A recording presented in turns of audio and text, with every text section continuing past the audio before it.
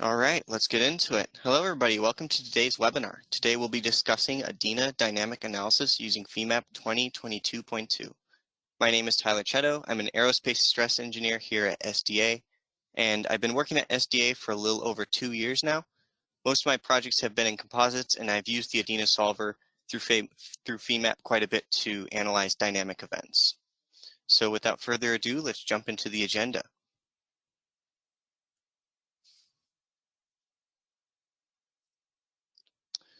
All right, so first I'm going to be going through the background to Structures.aero for those of you who are unaware of who we are and what we do.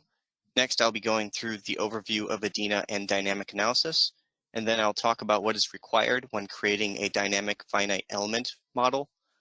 From here, I'm just going to call those FEMs, and then afterwards, I'm going to go into the setup of dynamic analysis sets and how to run them.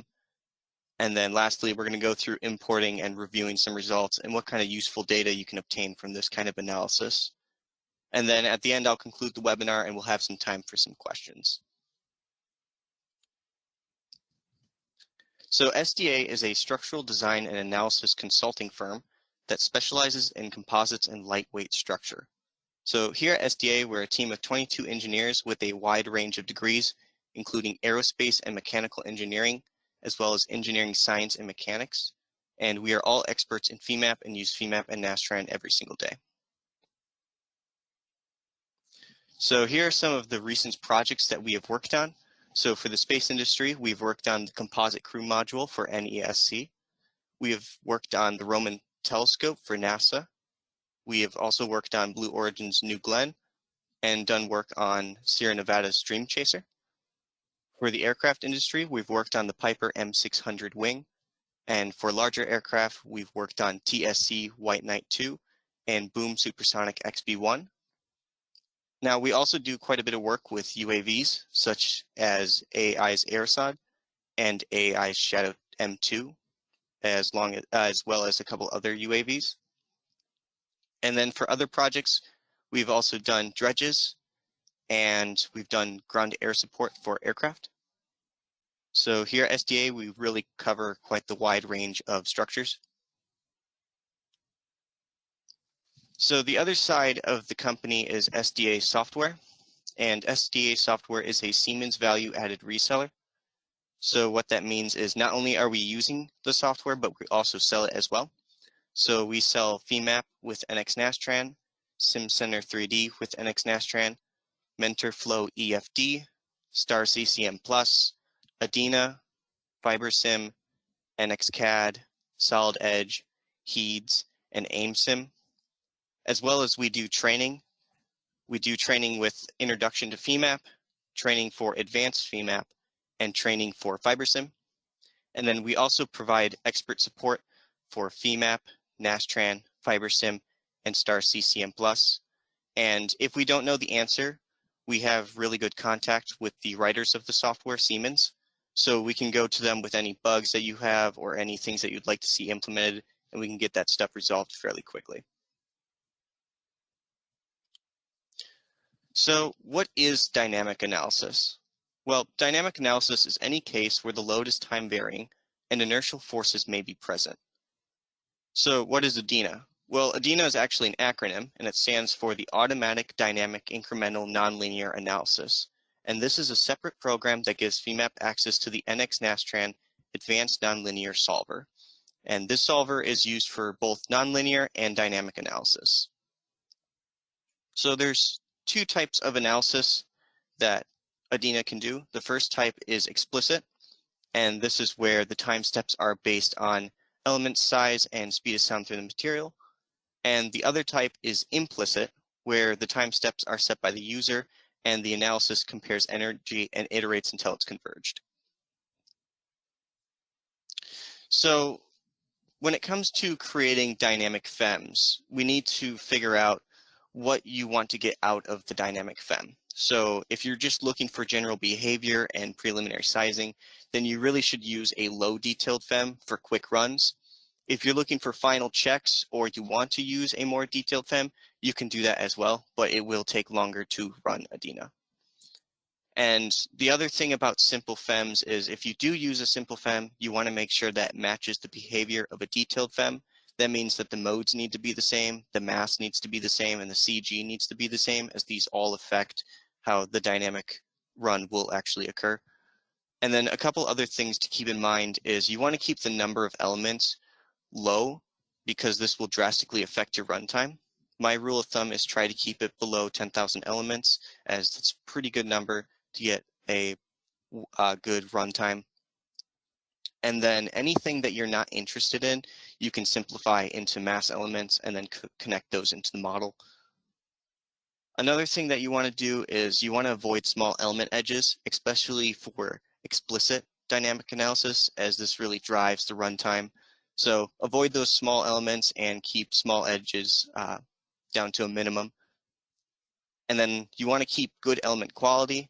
This is going to affect both the runtime and the results that you get out of it. So it's just worthwhile to keep that element quality good. And then I like to use shell elements instead of solid elements when possible, as this will affect the runtime. Of course, if you're doing a final check or you're just looking at a more detailed FEM, you can use solid elements, but for runtime, I like to avoid them.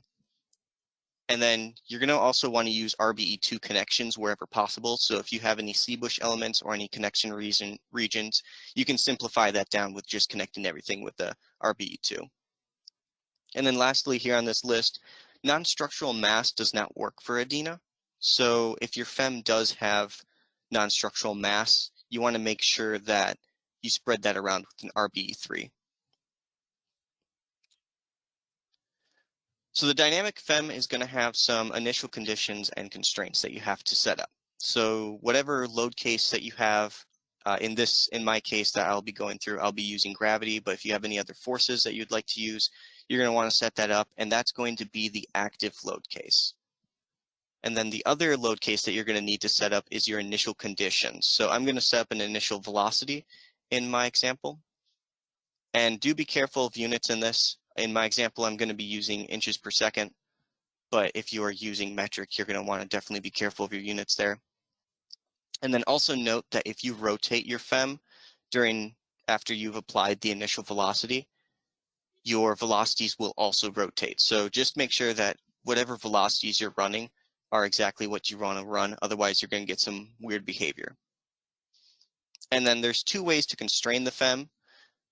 You can either use gap elements, where you can add a stiffness and a friction, or you can use contact with the surface, where you can also add friction, but it's going to have a little bit more detail to it, and it's going to take a little bit longer to run, but it does come with the advantage of you can actually model the surface that's coming into contact. Now, when it comes to setting up dynamic analysis sets, there are two ways to do it through ADINA. So you can either do the ADINA structures menu, and you can do that by using the ADINA custom tools and then installing that menu. Or you can use the Femap Advanced Nonlinear Transient Analysis set. This is just like setting up any other analysis set through Femap. Both will require the ADINA toolbar, so you will need to install it. And also note that ADINA is only going to run on the first instance that is open, and you cannot use it on multiple windows. So if you have multiple windows of Femap open and you try running something, it's going to run on the first instance that's open. So just be careful of that. So without further ado, let's get into the demonstration here. So this is going to be my first demonstration for the FEM. So what I'm going to do is I'm going to create a cylinder, and this cylinder is just going to fall onto a surface. So I'm going to start with creating my material here. I'm just going to use a aluminum that's from the Femap library. In this case, it's going to be 6061. And then I'm going to go in and I'm going to set up my property for whatever I'm going to mesh my FEM with. In this case, it's going to be a plate element using my aluminum. And then I set a thickness there. And then I'm going to start with doing a gap element for my constraint. So for the gap element, there's a few things that you want to fill out. You're going to need to determine what your initial gap is. In my instance, I'm going to be using 5 inches. And then I'm going to be using a compression stiffness of 1E6. Now this is going to make it very stiff, So when it actually hits the end of that initial gap, it's going to be as if it's hitting a very solid surface. Now, in addition to this, you can set some other stiffnesses if you want them, or you can also set friction. I'm not going to, I'm just going to use the compression stiffness and the initial gap. So here I meshed up my FEM, and it's important to note that whatever your mesh size is, it's critical to whatever the size of your FEM is. So in my case, the cylinder is only 2 inches in diameter. So I'm only going to use a 0.2 inch mesh size. But if you have a very large FEM, again, you want to try to stay under that 10,000 elements. So you might want to go up to 1 inch or even 2 inches, depending on the size of whatever mesh you're working with. So from here, we're going to set up a rigid element. Now the reason I'm setting up a rigid element is because I would like to use only one gap element to show the surface that this is going to come into contact with. So what I'm going to do is I'm going to select those nodes, I'm going to attach them, and this is going to simulate this cylinder landing on that edge. However, if you wanted to use more gap elements, you could just select all those nodes and make individual gap elements for each of them, and that would also simulate the same thing here, or you could even simulate a surface by just spraying it out. But in my instance, I'm just going to keep it simple, and I'm just going to use one gap element. Now, for determining the gap element, what I'm going to do is I'm going to put a node 5 inches below the bottom surface of my cylinder here, so that way I can get that gap that I inputted for my gap element. Note that even if your gap element isn't the same size as the actual gap that you inputted, it will still behave with whatever you input into the gap property. So, but I like to keep it the same distance just so that way when I animate it, it's easy to see what's going on. So to actually make the gap element, you need to select the 2 nodes, so the start and the finish, and this will determine the x-axis for that gap element. And then what you're going to want to do is you're going to want to make the vector normal to wherever your x-axis is. So in my instance, my x-axis is actually going to be my y direction, and my normal vector is going to be in my z direction. And this is where if you defined friction, this is where this would come into play. That's how that is defined. Now from here, I have my gap element created. And so the last thing is I need to actually constrain the end of the gap element. Otherwise, it's just going to fall right through. So I'm going to fix the last node right there using my constraints. Now I'm going to set up an initial velocity. So to do that, I'm going to select all my nodes, and I'm going to go to create loads on nodes and go to velocity. And then I'm going to enter in negative 40 inches per second. So this means that's going to go in the negative y direction at 40 inches per second. And then what I'm going to do is I'm going to make a 1G load that's going to be applied to the FEM. So I'm going to make this as body load and then type in my 1G right into the AY. And now I have all my loads set. So now what I'm going to do is I'm just going to rebuild the model, and this is just going to clean everything up. Sometimes ADINA gets finicky, so you want to keep everything as clean as possible, and this will also reduce model file size. And this is the menu that will come up when you do that. You just want to just click yes, and it'll go through, and it will compact your model. So here is the actual ADINA structures menu. So we're going to go through this, and I'll tell you everything that is required to actually set up the analysis. So in the model parameters menu, the only critical things that you need to really look at are the initial conditions, the model settings, and the property settings. There's some additional menu options there in case you're interested in them, but for this demonstration, it's just going to be using those 3. So for the initial conditions, you're going to want to set whatever your velocity was set to. And this will make sure that when you run the model, those initial conditions are applied. And then it should also be noted here that whatever your load set is for your gravity or any other force that's acting on it, you want that to be the active load set when you run ADINA. Now from here, we're going to go into the model settings. There's not much that you really need to change in the model settings, but I like to change the R-bar option and the RBE2 option. to rigids, and this will make sure that the rigids are behaving as rigids should behave. So from here, we're going to go into the property, and you need to add whatever your gap elements you're using. So if you're using multiple gap element properties, you're going to need to add all of them here. And this allows you to add a birth time and a death time. So you want to keep your birth time at 0, that way it spawns in at 0, and the death time at a time where it won't go away. So I know it will never hit this time, so I'm just going to type in 99999, and that's all I need to do for that, and then I'll just click add. And then from here, we're going to go into the analyze parameters. And from here, the only settings that you really need to worry about are the analysis settings, the general solution settings, the nonlinear solution settings, and the output requests. So for the analysis settings, you're going to want to change the analysis type to dynamic implicit. And this will make sure that ADINA is running that implicit analysis that you're looking for. And then if you're interested in changing any of the other settings here, feel free. The general solution settings is where you can actually enter in the number of time steps that you're actually looking for and your time increment. And then if you're interested on outputting different intervals, so if you want to output every 2 or every 5, you can do that as well. But in my instance, I'm going to want everything, so I'm just going to put it to 1. And then the last one here is the nonlinear solution settings. And this will tell you how many times it's going to iterate, and also you can change whatever your convergence criteria is. So in this instance, it's going to be energy, but if you want to do something else, you could change that. For now, I'm just going to leave this menu just the way it is. And then the last menu here is the output requests. So this is where if you want anything in particular, you can request it from ADINA. And in my instance, I turned accelerations on because I'm going to be interested in accelerations here. And then once you're all ready to go, you're just going to click that Analyze button, and that's going to bring up the Analyze menu.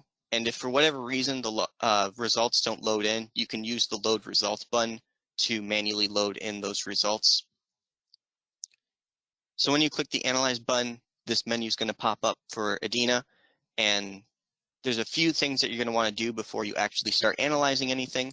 The first thing that you're going to want to do is you're going to want to check that automatic box at the top there. And then the next thing that you're going to want to do is you're going to want to change the ADINA AUI memory to at least greater than 8 gigabytes. I have mine set at 16. And then from here, you can actually start running stuff. So to run something, there's 2 ways to do it in this menu. You can either first create the .in file, then create the .dat file, and then run the model, or you can just click Analyze and it'll do all those steps for you. So when you click Analyze, the ADINA solver will actually pop up on your screen. And if you click the View Graph, you can view the graph of the convergence for each time step.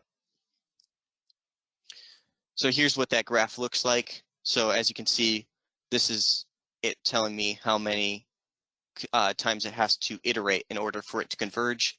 In this instance, it's only 1 because it's a very quick time step that this is going to go through because my model is small. But if you're working with bigger models, this is very helpful to really show you how hard it is for it to converge, or if you need to change any of those settings.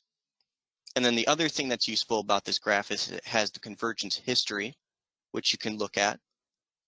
And that will tell you for all the time steps how long it took to converge. So you can see throughout the entire animation where in the animation it struggled the most, and if it struggled too hard or if it failed or didn't converge, it will show it here in this graph. All right, so the other way to set it up, as I mentioned before, is through using the Femap analysis sets. So here I'm going to use the Femap Advanced Nonlinear Transient Analysis set. And so for the bulk data options, none of these are going to actually really matter. ADINA doesn't read this. So if you try using any of these options, they're not going to actually be picked up by ADINA. But here we can specify the number of time steps, and then we can also specify the time increment and the number output every nth step, just like using the ADINA structures menu. And then in the same menu, we can change that R bar and RBE2 to rigids. For this menu, I'm going to turn auto increment on and then continue if non-positive definite. And then again, here you can change anything else that you'd like to look at. So if you want to change your convergence, or if there's any other options here that you'd like to turn on or mess with, you can do that here. And then for your boundary conditions, you're going to want to set your constraints as whatever you're constrained on your gap element is, your loads to whatever load is actually on your dynamic FEM. In this instance, it's going to be my gravity load. And then you'll set your initial condition here, so whatever velocity you have. And then the last menu here is going to be whatever your output requests are. So again, I selected acceleration on, and that tells the ADINA that I want acceleration. So to analyze this, I'm going to click the ADINA solution 601/701 in the ADINA toolbar up there. And this will come up with a very similar menu to the ADINA structure analyze. But in this menu, you're going to want to do the same thing where you're going to want to check automatic, and then you're going to go down to ADINA AUI memory. You're going to want that again at greater than 8 gigabytes. And then from here, you can either just click Analyze, and that will analyze whatever analysis set is currently active, or you can click Analyze Multiple, and if you do that, you can select multiple load sets and analyze many different load sets. So to do that, once you click Analyze Multiple, this will pop up, and then you can just select whatever you want to analyze, and then click OK. And then that'll send it right to ADINA, and ADINA will just start running. Now, once you get results, they'll pop up in your analysis studies, and you can animate those. So if you just go to your study, and then you right-click, and then you animate.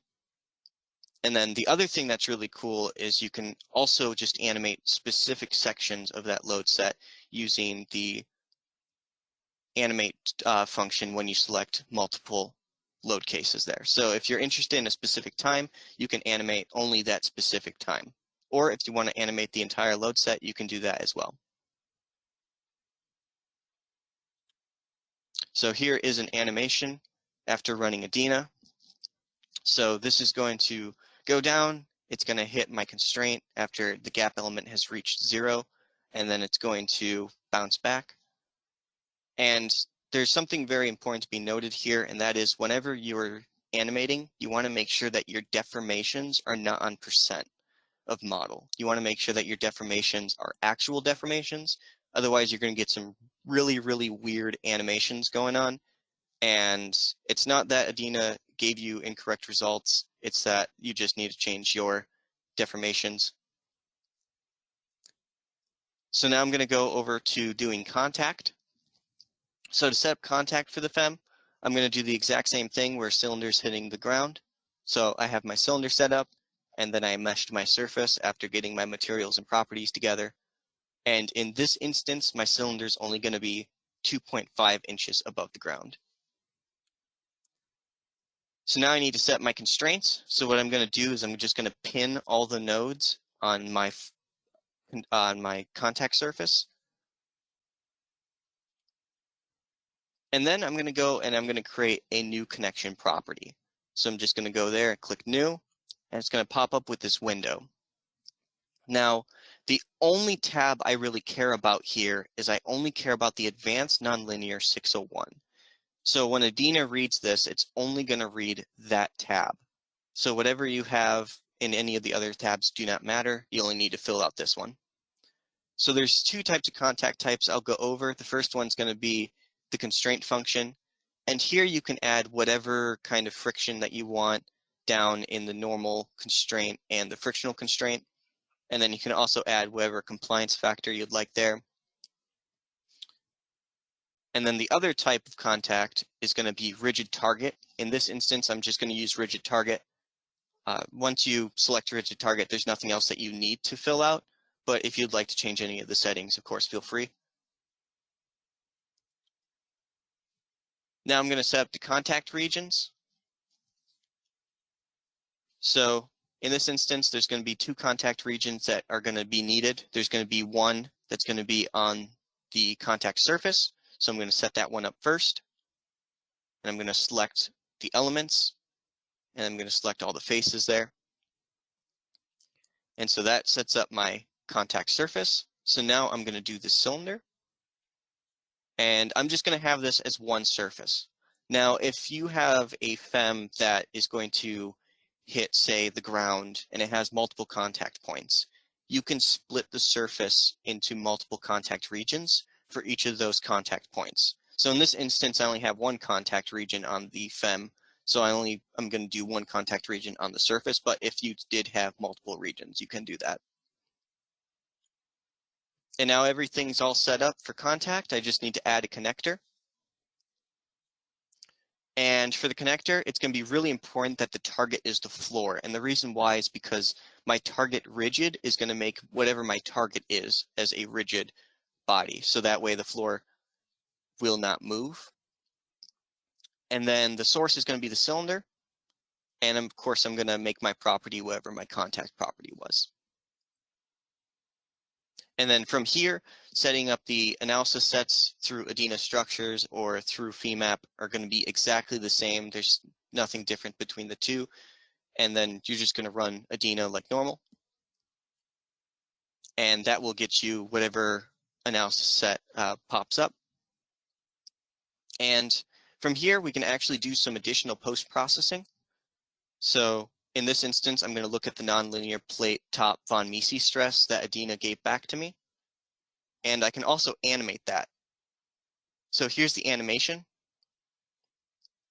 And you'll notice that you'll see the stresses as this makes contact with the actual surface.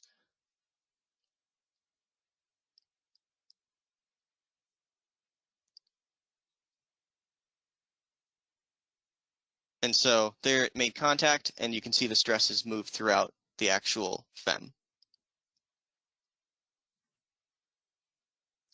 So the other cool thing you can do is you can use the charting function in Femap, and you can look at all sorts of results that ADINA gives back. So in this instance, I'm going to look at some displacements, and I'm going to look at some accelerations. So to set up the chart, you're going to want to use the Chart Data Series Manager. And from here, you can just add a new series. And when you do that, you're going to want to change the type to vector versus set. And then you can go down and change your vector to whatever you're interested in. In this case, I'm interested in the total translation. And then you can select whatever nodes you want to look at. So in my instance, I have the top node highlighted. That's going to be the node that I'm going to be looking at for that total translation. And once that goes through, it will plot exactly all the time steps onto that chart, and I can see exactly what the translation looks like. So looking at the chart, I can see that it's going to move 2.5 inches, which is exactly that gap or distance between the contact surface and the FEM. And then I can see that it will bounce back. And then in addition to this, you can add all sorts of titles and other things to make your chart look cleaner. So if you want any labels or anything like that, you can add that to your chart as well using this menu. Now, let's look at some acceleration. So I'm going to look at the total acceleration for the cylinder. I'm going to look at the exact same node at the top, and I'm going to select my total acceleration. And that's going to give me my acceleration. Now, if you want to change the y-axis on the chart to get you number of G's, you can do that by using the scale override option. And what I'm going to do is I'm just going to do 1 divided by whatever 1G is for me. So in this case, it's going to be 386.09 inches per second squared. And that will get me my number of G's. So some tips and tricks. Again, when looking at deflections, you want to make sure that the actual deflection is enabled. Otherwise, you're going to get some really weird results. If your run crashes or fails to converge, is possible that buckling or instability has occurred, in which case pull in your results and see what happened. Try to understand what actually occurred. And if you are actually looking for buckling, or you need to have your analysis converge because you're interested in something later on, then you're going to want to drastically decrease your time steps. And this will help ADINA figure out how to get past whatever it's having struggle with converging. And then lastly, you can use that built-in Femap charting to really see what the motion and displacements or accelerations or anything that you're interested in. All right, that sums everything up that we have for the webinar. So I'll open up for questions if you have any right now. And if any questions I don't get to, please don't hesitate to reach out to me. Or if you have any questions about pricing or want to see a demo, I have some contact info for our directors of sales, Keith. So if you guys have any questions, I can look at that. All right, so can you run multiple load cases at once? So yes, you can. If you use it through Femap, you can just select multiple load sets or analysis sets that you have, and you can have different load cases set to that. If you do it through the ADINA toolbar, you cannot. It's only going to be one at a time.